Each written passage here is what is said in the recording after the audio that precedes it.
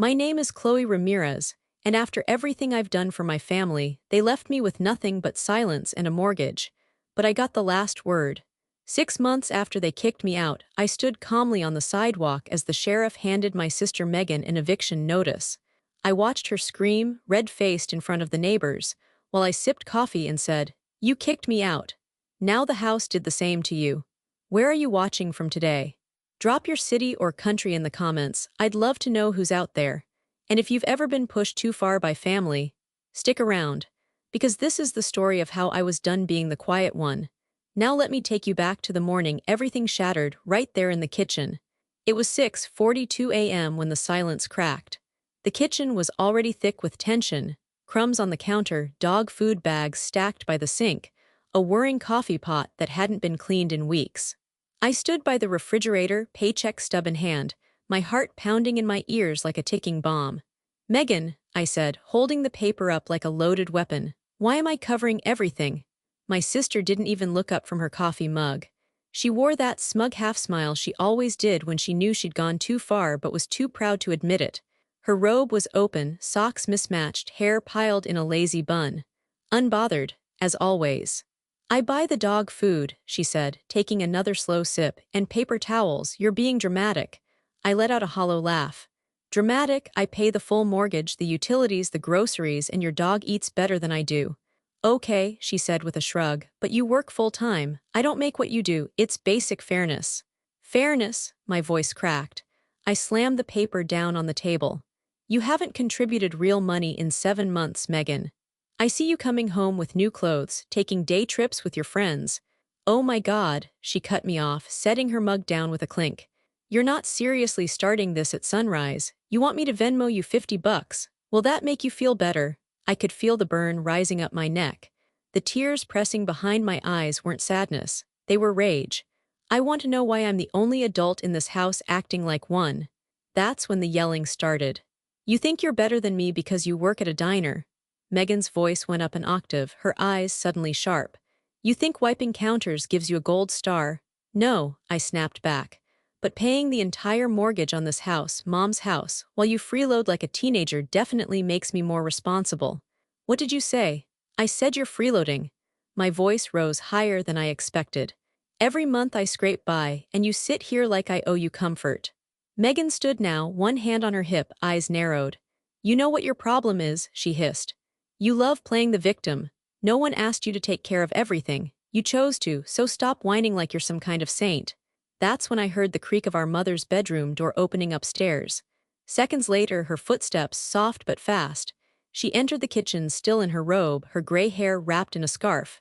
Her face was tight with annoyance. "What in heaven's name is going on in here?" "Megan," I began, breath shaky, "isn't paying her share again. I'm doing everything." Mom looked at me like I was speaking another language. "So what?" she said.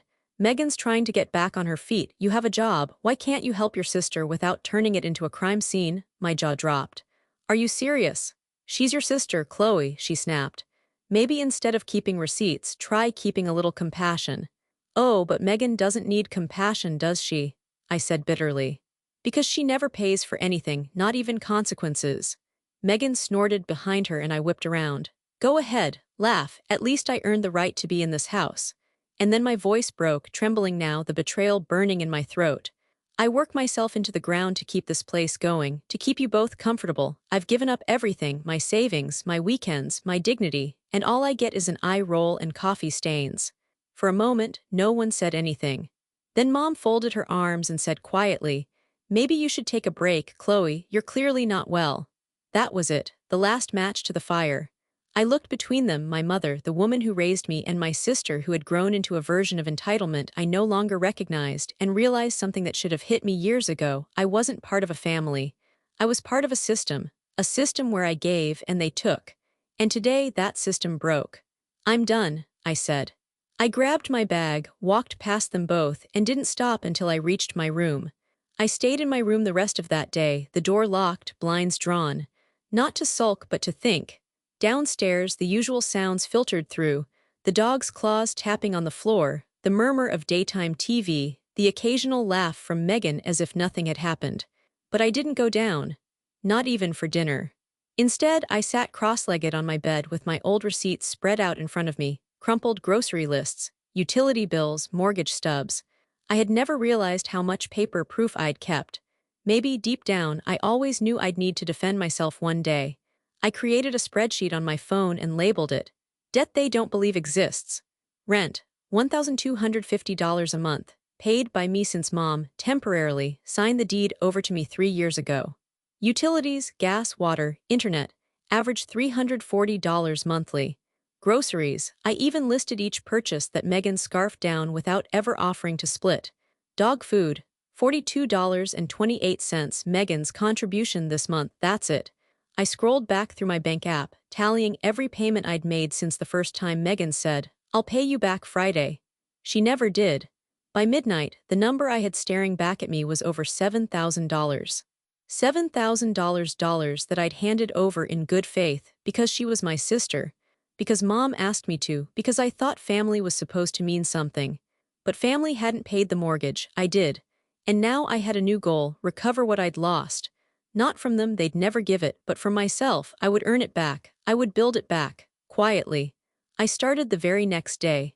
At the diner, I asked my manager, Doreen, if I could pick up extra night shifts.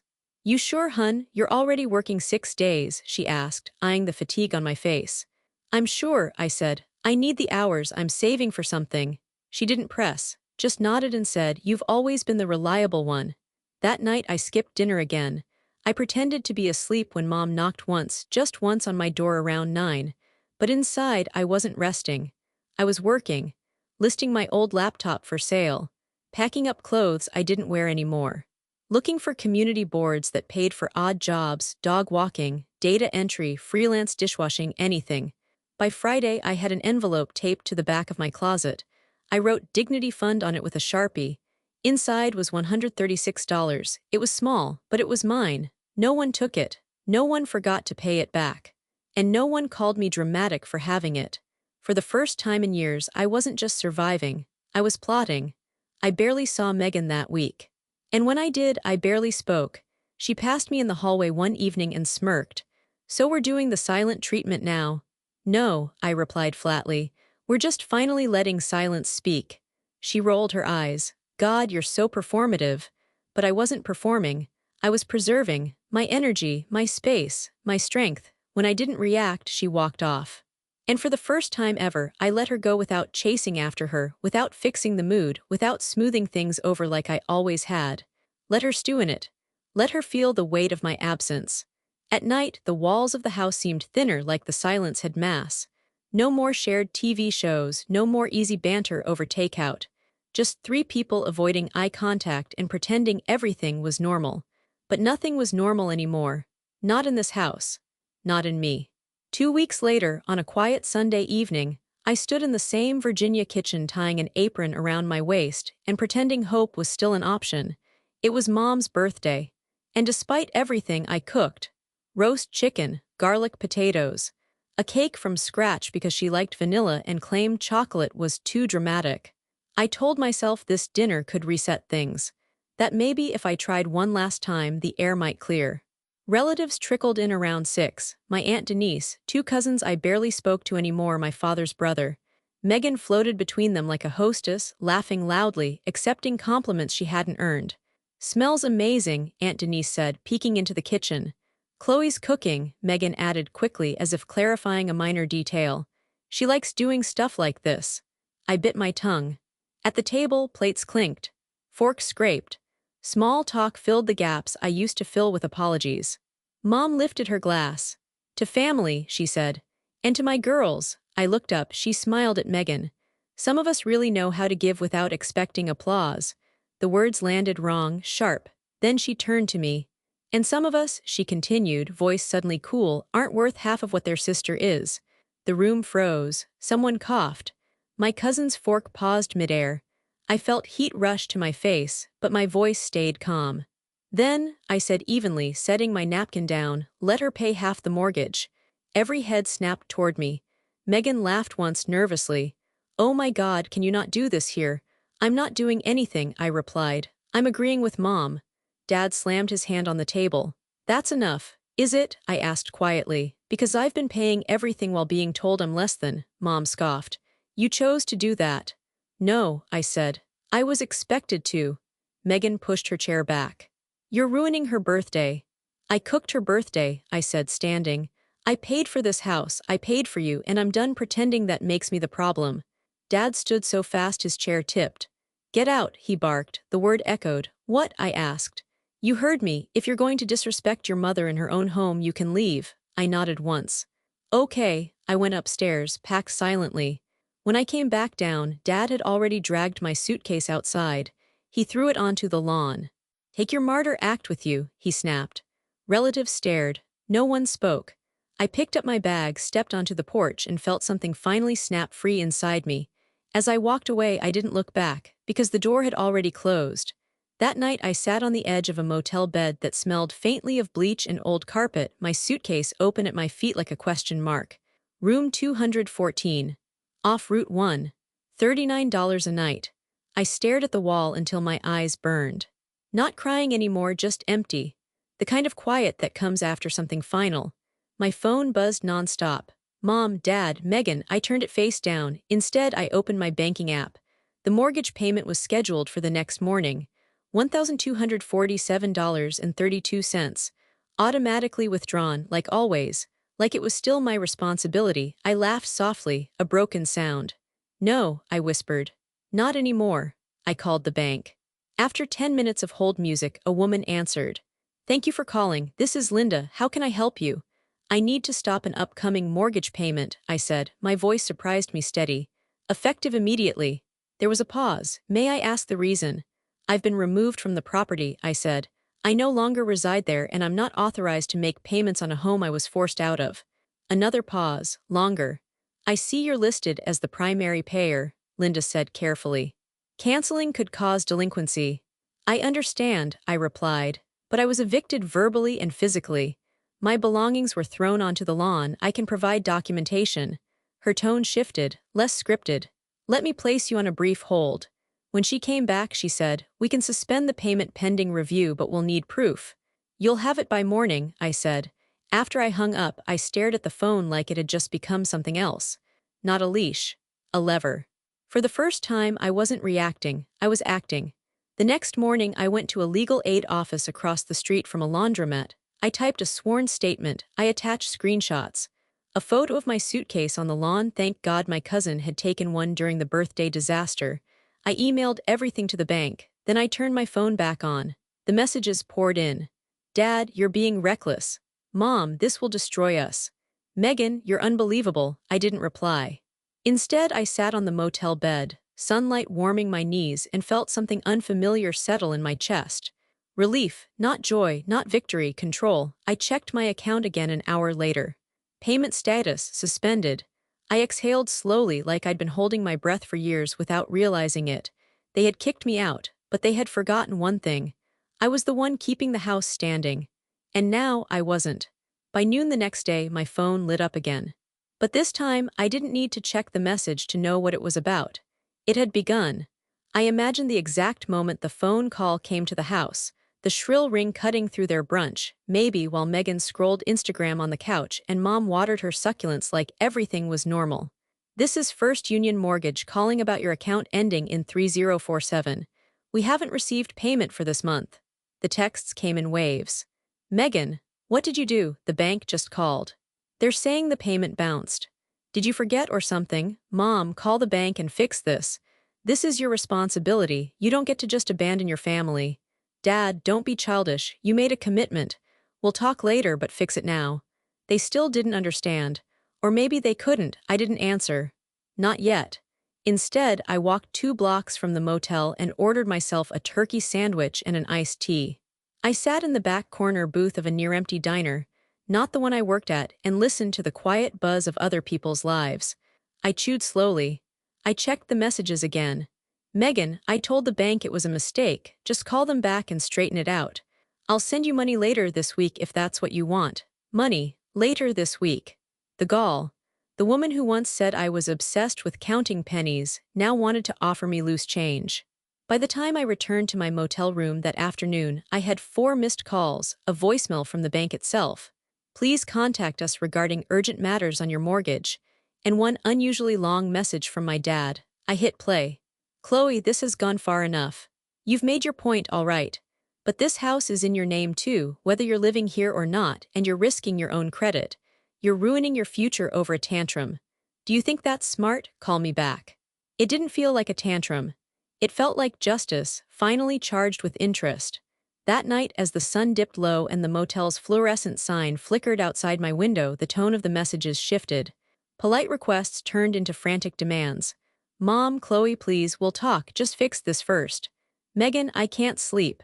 What did you do? The bank said foreclosure is a real risk if we don't make up the difference soon.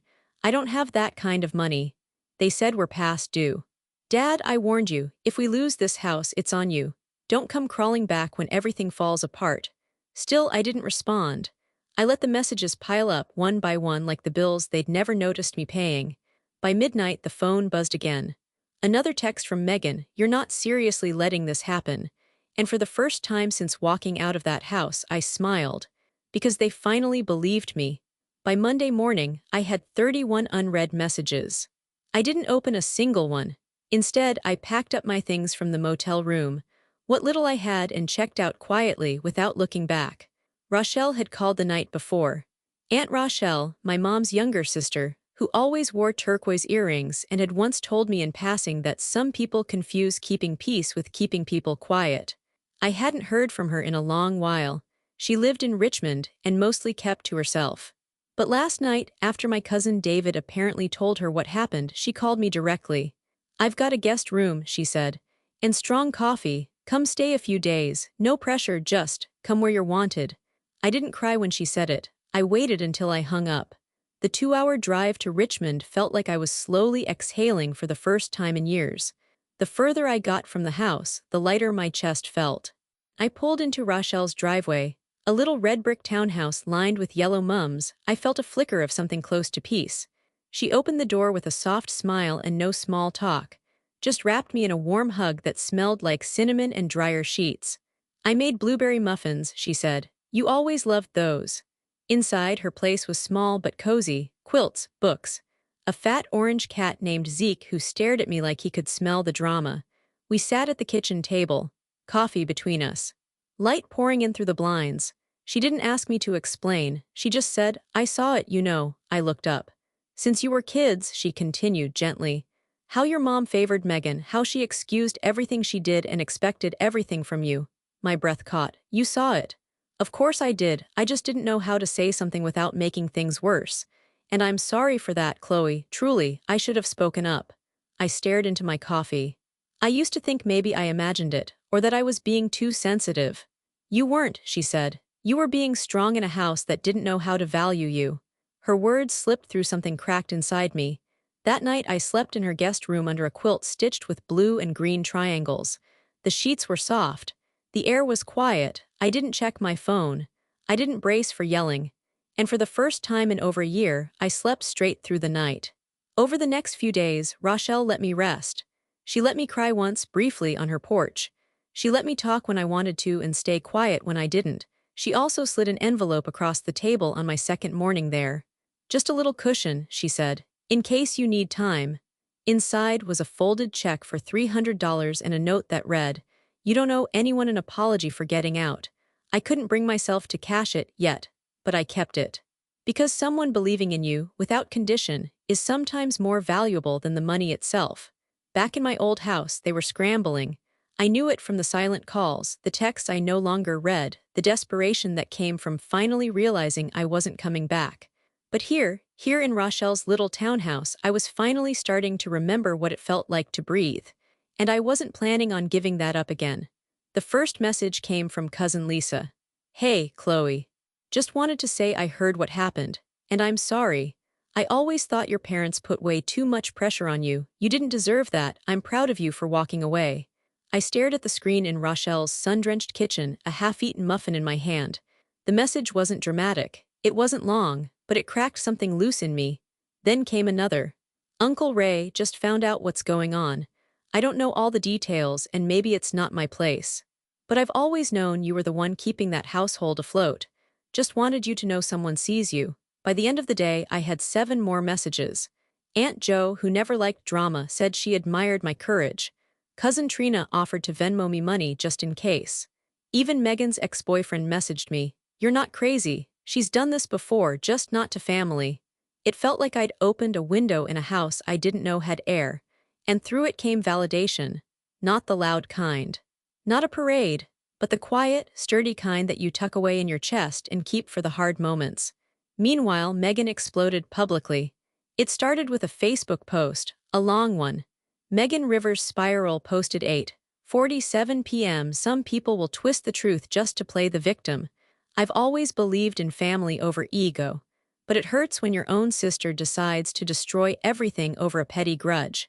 I won't name names. But some of us still believe in loyalty, even when others don't. I read it twice. My hands didn't even shake.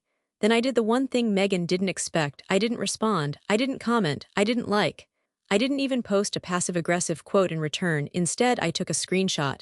And then I kept scrolling. The comment section was split. Some people, her friends, mostly rallied around her. "You're the strong one, girl. Don't let the jealous ones dim your light. Family will stab you faster than strangers these days." But then came one from our cousin David.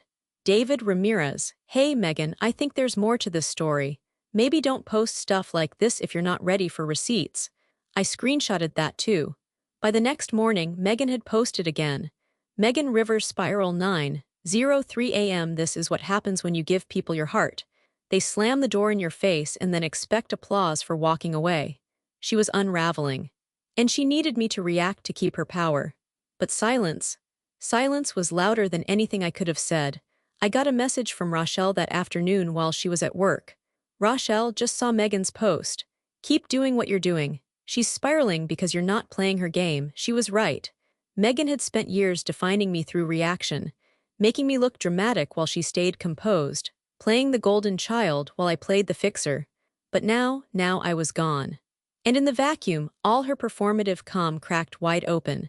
I made a folder on my phone and labeled it Megan's Public Meltdowns, screenshots, timestamps, dates, not for revenge but for record. Because sometimes when the story changes, you need proof of who you were when no one believed you. And right now, the truth was starting to speak for itself. It arrived on a Tuesday morning in a stiff white envelope with blue lettering across the top. Certified mail, signature required. Rochelle found it first. I was on the porch watering her hanging ferns when she stepped out, her brows already drawn tight. "This just came," she said, holding it out like it might sting. I took it slowly. My name printed cleanly across the front in bold capital letters. No return address. Just the official weight of it pressing into my hands. My gut twisted. I already knew. I sat down on the porch step and peeled the flap open with careful fingers. Inside was a typed letter. 3 pages on letterhead from a local law firm. I read the opening line once, then again. "Dear Ms. Ramirez, we represent your parents, Thomas and Lillian Ramirez, in the matter of recent events concerning the property located at 437 Ashwood Drive." My stomach dropped. "Our clients are pursuing damages related to your unlawful abandonment of the mortgage and the resulting emotional distress caused by your sudden and negligent actions." They were suing me for mortgage abandonment and, God help me, emotional damages. I let out a stunned laugh, a hollow, breathless thing. "They're serious," I whispered. Rochelle crouched beside me, her hand on my shoulder. "Let me see it." She read the letter silently, her lips pressed thin. When she finished, she let out a sharp breath and stood. "Enough is enough," she said. "I'm calling Marcia." I blinked up at her. "Marcia, my lawyer, she helped me when I left my ex. Smart, no nonsense, and allergic to bull." By noon, Marcia was sitting at Rochelle's dining room table with reading glasses perched low on her nose, and the letter spread out between us. "This is nothing more than a scare tactic," she said, flipping to the second page with a smirk. "There's no case here." "But," I started, still shaken, "they're claiming I abandoned the mortgage, that I left them in financial jeopardy." "Legally," she interrupted gently, "you notified the bank, provided documentation, and had no formal lease agreement keeping you in that home. You were paying voluntarily. That's not abandonment, that's generosity." She tapped the paper twice.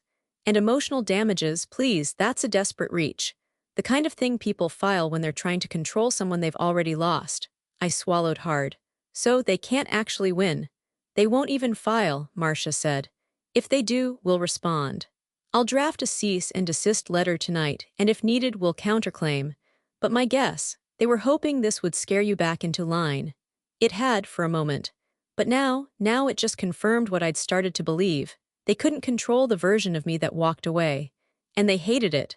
After Marcia left, Rochelle poured us each a glass of iced tea and sat across from me with a look I hadn't seen on her face before, fierce, protective. They thought you'd crawl back the second it got hard, she said. But you didn't. I looked down at the letter still resting on the table. 3 pages of legal posturing, guilt disguised as litigation. They're panicking, I said quietly, because I finally stopped picking up the rope. Rochelle nodded. Good, let them sweat. That night, I lay in bed and reread the letter one last time, not with fear but with something colder, clearer, resolve. Because if this was the best they could do, an empty threat in a shiny envelope, then they were already losing. And I had no plans to slow down now. The voicemail came late Friday evening, right as the sun dipped below the rooftops outside Aunt Rochelle's kitchen window. I'd missed the call while folding laundry, clean towels, fresh sheets, and didn't recognize the number until I tapped play. It was Grandma Alina. Her voice was soft but steady, the kind of voice that made you sit up straighter no matter how old you were. Chloe, sweetheart, it's Grandma. I wanted you to know I heard everything. And I mean everything. I don't care what they say. I think you were right to walk away. Call me when you feel ready. No pressure. I just wanted you to hear that from someone in the family. I stood there frozen for a long time, laundry forgotten in my hands. The line repeated in my head like a heartbeat. You were right to walk away. I didn't realize how badly I'd needed someone to say it until she did. That weekend, the town's gossip channels kicked into full swing. Rochelle's phone buzzed more than mine as stories trickled in through the grapevine, quiet, careful, but unmistakable. It started at church. My parents still attended the same local congregation every Sunday, sat in the same pew, nodded at the same people they'd known for years. Respectable, civil. The family everyone admired until now. Rochelle's friend Sharon called her after the service. You'll never believe it, she said, her voice practically humming with restrained disbelief. No one would sit with Lillian and Thomas today. They looked like they were dipped in vinegar. Rochelle raised an eyebrow. Anyone say why? Sharon lowered her voice. People are talking, Rochelle. Everyone knows Chloe paid the mortgage, that she was kicked out, and now there's some lawsuit. Lillian kept trying to smile like nothing was wrong, but not one soul came over to say hello after the sermon. I didn't gloat, but I did breathe easier, because it wasn't about punishment, it was about truth finding air. For so long, my voice had been drowned out by the noise of Megan's charm, Mom's manipulation, Dad's passive silence. But now I was gone, and my absence was loud. The call from Megan came the next evening. I was chopping sweet potatoes for dinner when the screen lit up with her name. Not Megan, do not answer, as I'd renamed her in my phone 2 weeks ago, just Megan. I stared at it. Rochelle looked over from the kitchen table. You don't have to answer. I thought for a moment, then wiped my hands on a towel and tapped accept. Hello, the line was quiet for a beat, then I heard it, her voice, small and cracked. Chloe, I didn't respond, she sniffed. I didn't know who else to call. Everything's falling apart. Still, I said nothing. They won't talk to each other, she continued in a rush. Mom's furious at Dad, Dad's blaming me. The bank says we're in pre-foreclosure and I don't know what to do. Her voice cracked then, full-on sobbing. It might have broken my heart once, it didn't now. I never meant for it to go this far, she choked. I was angry, but I didn't want to lose you. I held the phone between my shoulder and ear and returned to chopping. When I finally spoke, my voice was calm. I'm not lost, Megan, I just stopped letting you stand on my back. Silence. Do you think this is easy for me? She whispered. No, I said, but you made it easy for a long time. A long pause followed then. Are you ever coming home? I placed the knife down gently. I am home. She made a sound like a breath collapsing in her throat. I hope you get the help you need, I added softly. But I'm not that help anymore. And with that, I hung up. I didn't cry, I didn't shake, I just returned to dinner because the oven was hot and I had someone who actually appreciated a home-cooked meal waiting at the table. Friday morning started with a phone call, not to me but about me. Rochelle's phone buzzed just as we were clearing our coffee cups. She answered with a frown, then glanced at me over her glasses. It's Sharon, she mouthed. From church. I raised an eyebrow. Sharon again. Rochelle listened, eyes widening. Then she pulled the phone away slightly, covered the mic, and whispered, "The truck's there, it's happening." I didn't need to ask which truck, I already knew. After nearly 2 months of ignored mortgage notices and unanswered bank calls, the house at 437 Ashwood Drive was officially entering foreclosure. Today it was real, and I wasn't at all surprised. But I was curious. So I got in the car. We parked down the street and walked the last block on foot. Familiar sidewalk cracked in all the same places. The mailbox still rusted at the bottom corner. But the scene in the driveway was new. A large white moving truck idled outside the house I grew up in, its engine low and menacing. A sheriff's cruiser was parked behind it, hazard lights blinking in the morning sun. 3 uniformed officers stood calmly at the door. Megan was on the porch in pajama shorts and a flannel, hair frizzing at the temples, hands flailing in disbelief. "You can't just wait. I haven't even had time to find a place," she shouted, one hand gripping the frame of the door like it might save her. An officer handed her a crisp manila envelope. "This is your official eviction notice. The property has been seized due to non-payment. You were given 60 days. "You don't understand," she shrieked. My sister, she stopped paying without warning. A small group of neighbors had begun to gather. Lawn mowers paused mid-yard. A couple from down the street stood on their porch whispering. Mom appeared next, wrapped in her robe, face pale with disbelief. Dad followed, trying and failing to hide his fury behind a forced calm. "This is a mistake," he said to the officer. "We've lived here 30 years, you can't just take it." The officer didn't flinch. "Sir, the bank owns it now." Just then my phone buzzed. Mom 2 missed calls, Dad 1 missed call, Megan calling. I let it ring once. Twice, then I answered. "Chloe," Mom gasped. "Please just tell them it's all a misunderstanding. You can fix this, you were on the mortgage. You can reverse it, can't you?" I looked down the sidewalk, saw them scanning the street. Megan spotted me first, her mouth dropped open in disbelief. She pointed with one trembling finger. "She's here, oh my God, she's watching this like it's a movie." I lifted the phone to my ear, eyes locked with hers. "I didn't do this to you," I said calmly. "You did this to me." Dad stepped forward, hand outstretched like that would somehow bridge everything. "Come on, Chloe. Be reasonable, you grew up in this house." I nodded slowly. "Yes, and then you threw me out of it." The line was silent, just static and the sound of Megan sobbing in the background. "You kicked me out," I said, voice low and even. "Now the house did the same to you." Then I ended the call. I didn't stay long. Rochelle and I walked back to the car without looking back. Behind us, the officers began issuing final instructions. Megan screamed something unintelligible. Boxes hit pavement. But I didn't flinch. Because the door that had slammed behind me months ago, today it had slammed for them, and I didn't have to lift a finger. The text came the next morning. "Dad, we need to see you. Please just talk to us. Meet at Lincoln Park, 2 p.m. No yelling, no tricks, we just want to speak." I stared at the message for a long time. Not because I was considering it, but because I couldn't believe the shift in tone. The same man who once tossed my suitcase into the lawn like I was luggage with a bad attitude was now asking. Not demanding. Not threatening, just asking. "Go," Rochelle said softly. "On your terms." So I did. Lincoln Park was quiet when I arrived. A pale winter sun filtered through the trees, casting shadows across the faded wooden benches. I wore a thick black coat, jeans, and the kind of calm that doesn't crack. They were already there, Dad standing stiffly by the picnic table, Mom sitting beside him in her pilled cardigan. Both looked smaller than I remembered. Not older exactly, just reduced. I approached slowly. No smile, no false warmth. Dad turned. "Chloe," I didn't respond, then something I didn't expect happened. He dropped to his knees, right there on the cold, patchy grass. And beside him, Mom followed. Her hands were trembling, her mascara already halfway down her cheeks. A murmur rippled nearby. I turned slightly, saw my cousin David standing at a polite distance, holding his phone up. Filming, recording, capturing this moment they'd never believe without proof. Mom's voice cracked as she spoke. "I'm sorry, Chloe, we should have listened to you, we should have treated you better, I was wrong." Dad nodded, his voice low.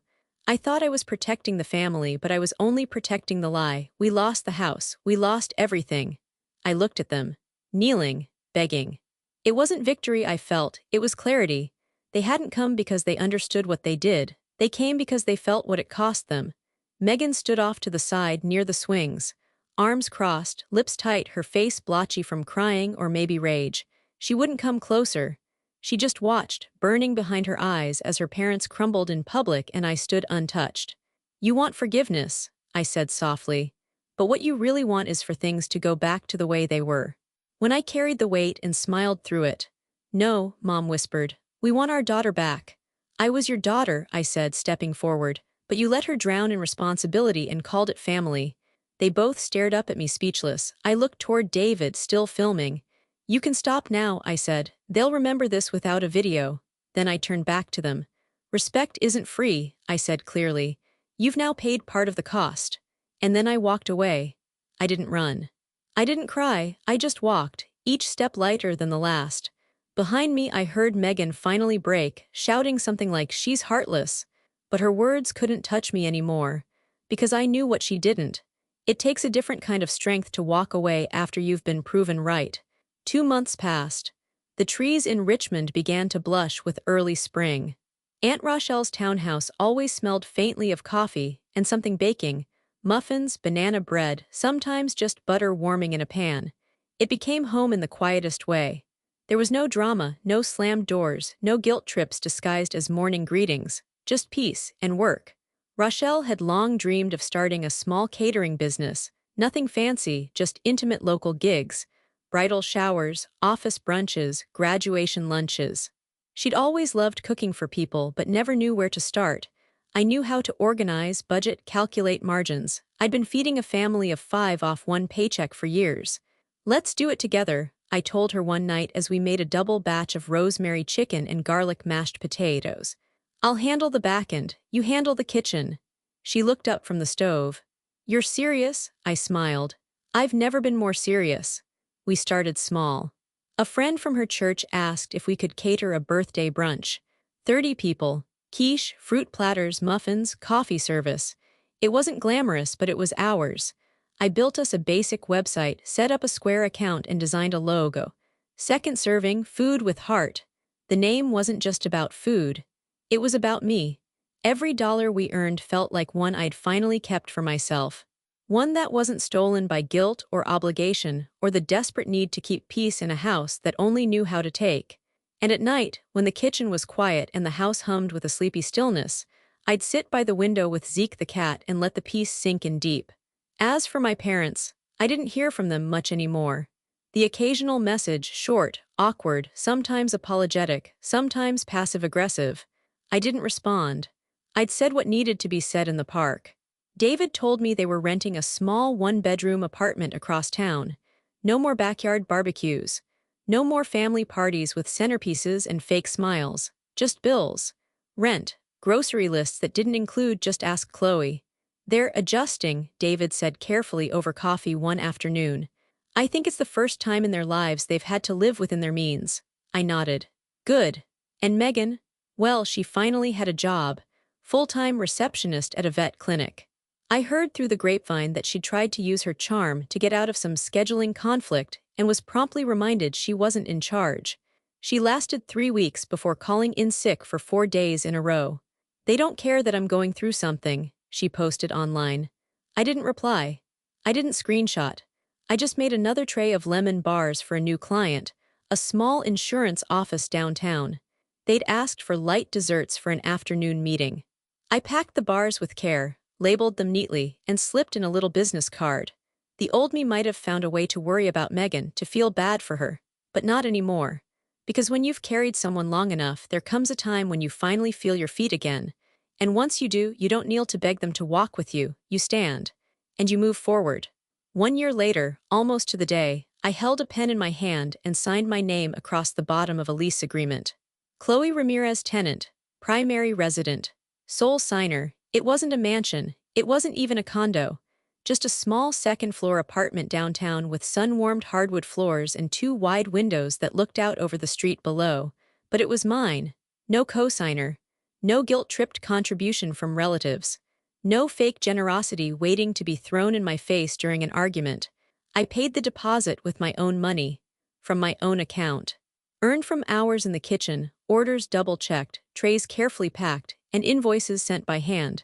I moved in over the course of a weekend, helped by Rochelle and her sturdy hatchback. We laughed as we carried in lamps and potted herbs, and when I hesitated at the door holding a rolled-up rug I'd bought second-hand, she looked at me and said, "Don't second-guess yourself. This is your beginning, not your backup plan." Inside, the place slowly took shape. A soft couch from a yard sale.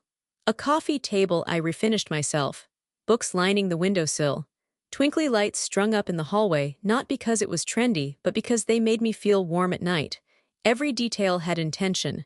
Nothing was done to impress anyone, only to comfort me. On a Sunday afternoon, Grandma Alina came to visit. Rochelle brought her by. She walked slowly, with her cane tapping against the tile, but her eyes were as sharp as ever. She stepped inside, looked around the space, my yellow dish towels, the tiny plant shelf by the fridge, the framed photo of me and Rochelle from our first catered event, and let out a long, contented sigh. "You did all this yourself?" she asked. I nodded. "Every bit." She lowered herself into the armchair by the window and looked around again, this time quieter. The kind of silence that listens as much as it observes. After a moment, she turned her eyes on me.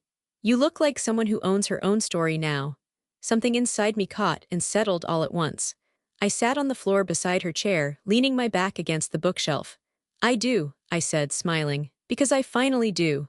That night after Grandma and Rochelle left, I lit a candle in the corner of the living room and let the room fall into a gentle hush. There were no footsteps above me, no yelling behind doors, no cold glares across a dinner table, just me and peace. I curled up on the couch with a blanket, opened a worn novel from the thrift store, and read by the light of a lamp that buzzed faintly but faithfully. Outside, the street was quiet. A couple walked past hand in hand. Somewhere nearby, wind chimes sang against a breeze, and for the first time in years there was no part of me still waiting for the next crisis. No inner voice whispering, "Be smaller, be quieter, be the fixer." That voice was gone, replaced by one that simply said, "Rest, you've earned it."